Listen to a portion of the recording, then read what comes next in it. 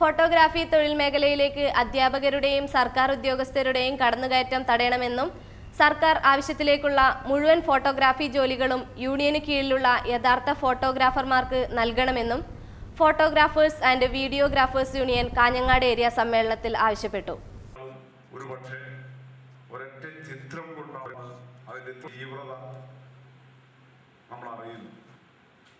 പത്രങ്ങൾ നമുക്ക് ദൈനംദിനം ഏഷ്യൻ ഗെയിംസിൽ മലയാളികൾ ഉൾപ്പെടെയുള്ള ഒരുപാട് ഇന്ത്യക്കാർ മെഡലുകൾ നേടി.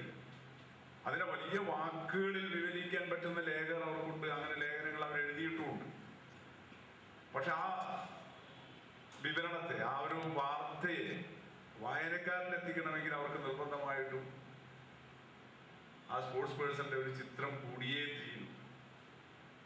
ഇങ്ങനെ ഏത് മേഖലയിൽ നോക്കിയാൽ ചരിത്ര പുസ്തകം നമ്മുടെ സമൂഹം നിലനിന്നു പോരുന്നതിന്റെ, വളരുന്നതിന്റെ വലിയ അടയാള രേഖകൾ എന്ന് പറയുന്നത് ചരിത്രരേഖകളാണ്.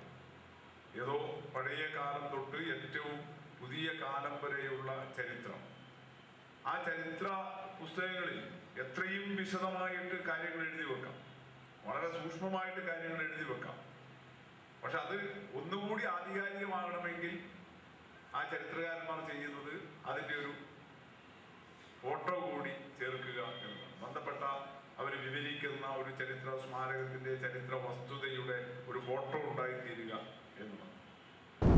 PPP മുസ്തഫ സമ്മേളനം ഉദ്ഘാടനം ചെയ്തു. ബാബു രസിത അധ്യക്ഷത വഹിച്ചു.